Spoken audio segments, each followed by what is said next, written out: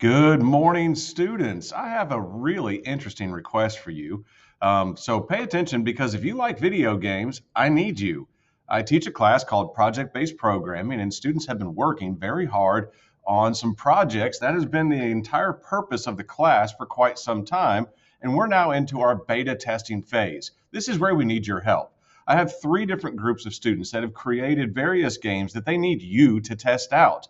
So, for example, you might go to Circuit Breakers. Circuit Breakers is a game that's all about the AI taking over the world, and we've got to battle back and try to, break circuits and stuff.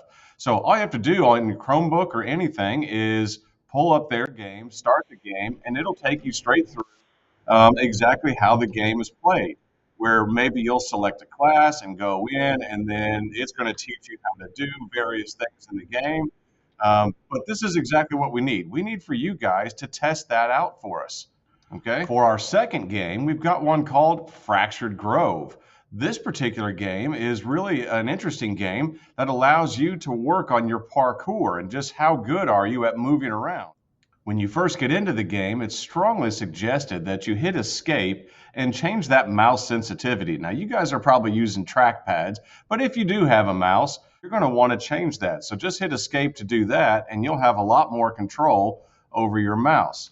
Then, in Fractured Grove, you're going to be running around trying to jump over obstacles, seeing just how good are your parkour skills. There are lots of different things that you can do, like wall climbing and jumping through a variety of obstacles, trying to get to the end to see if you are good enough with your skills. In our third game called Turnbound Nova, this is a grid-based battle system with a variety of different types of characters that have different attacks and different attack distances. See if you can play this game to dominate the map.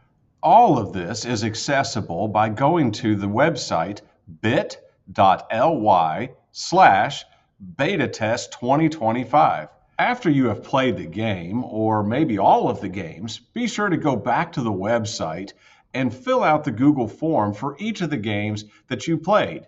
This information is invaluable to the students who are working on these projects so that they know how to move forward with the project. We sure do appreciate you guys playing the games and filling these out.